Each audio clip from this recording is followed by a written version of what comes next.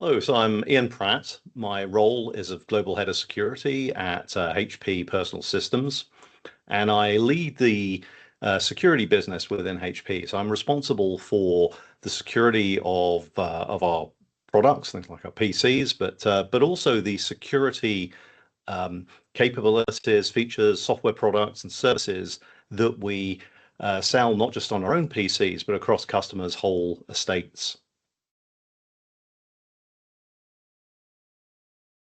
Our approach to security is really quite differentiated from perhaps how most traditional security vendors think about it. Because obviously, as a hardware vendor, we get to build capabilities into silicon, build them into our devices that we can then take advantage of. But also, we can use the relationships that we have with our silicon partners and work with them to get capabilities built into the CPU and other devices that we can then create software which will take advantage of those capabilities. So if you were to look at our software stack, there are a number of things which we're able to do, which traditional security ISVs aren't able to do because of that hardware connection.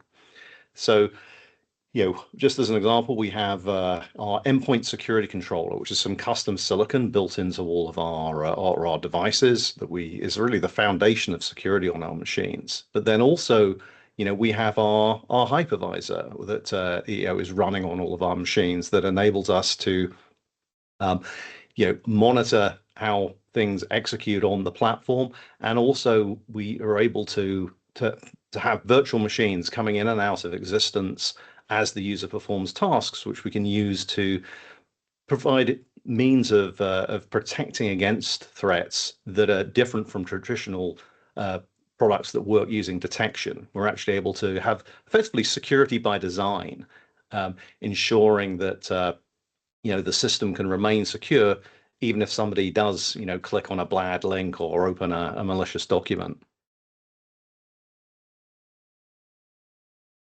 Just as an example, of a capability that we're able to do in the hardware using the security controller that we have is that our devices can have a wide area network modem built into them, connected to that security controller. So even when the device appears to be powered down, when it's not connected to a conventional network, it's actually the case that that security controller is always powered, whenever there's any juice left in the battery at all, watching over the machine. And it will be periodically, waking up that wide area network connection, connecting in to a customer's management server and seeing if there are any commands waiting for it. So that can be really useful when, for example, customer, one of their employees leaves a device, in the back of an Uber, and you want to be able to, they've realized they lost it. You want to be able to find out where it is, to turn the GPS on to locate it, or to, if they don't think they're going to get it back, to lock the device, or to just wipe the contents of it. And all of that is sort of enabled by having this always on, connectivity to the device enabled by the silicon. Or other customers that use the capabilities that we have um, to run risky activities in these disposable virtual machines, or running on our hypervisor, such that even if the user clicks on something which turns out to be malicious, perhaps they open a Word document in an email attachment, and perhaps their antivirus or their EDR or MDR service fails to spot that there's something wrong with that. But because it's opened in a disposable virtual machine, that virtual machine isn't going to have access to anything else on the system. So if that turns out to be malicious, then the attackers are really going to find that they've got nothing within that virtual machine of value to steal. They've got no way of moving laterally.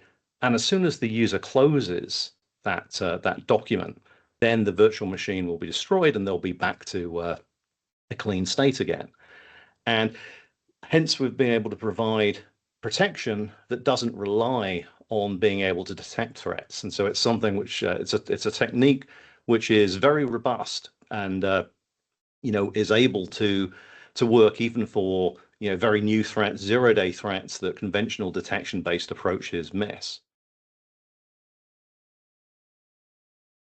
I'd say one of the most worrying trends is the adoption of generative AI by attackers to enable them to personalize attacks at scale. So, you know, if we're looking, 18 months ago, the lure, the text that might come through in an email or a chat message, often the quality of that text, wasn't well written, wasn't written by a native English speaker.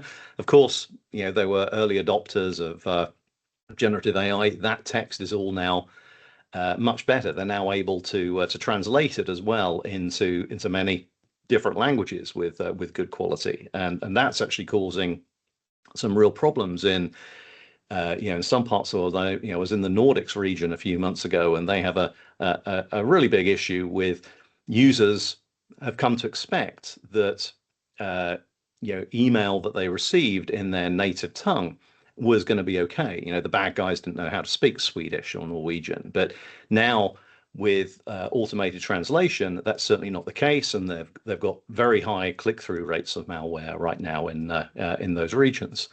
But also now we're seeing how attackers are able to use AI to personalize attacks. So they're able to do some simple right now, but automated research on the victim. Looking them up on LinkedIn, perhaps on other social media, and then will tailor the message which is sent to that sent to that user, making it rather more likely that they're going to click because it's going to be relevant for them.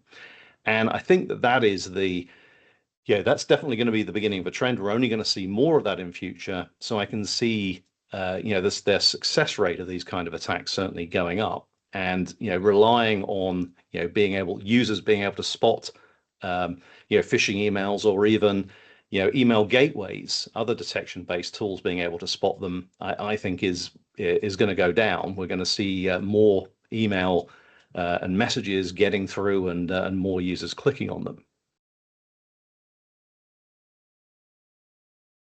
If you look at how attacks play out, after somebody's machine gets compromised, how the attackers are moving around, it's very much around, stealing cookies, stealing tokens out of out of the browser or out of the operating system, and then using that to move between other systems. And that's a huge threat, particularly for users in organization that have, privileged access rights, whether that's for a systems administrator, or just someone who has access to sensitive data. And we're seeing attackers, exploit, cookie theft and token theft as a primary way of moving, or hijacking sessions which the user has legitimately set up with, going through two-factor authentication and, passkeys, whatever was used to establish the connection, but then either just stealing the token or injecting operations into that session to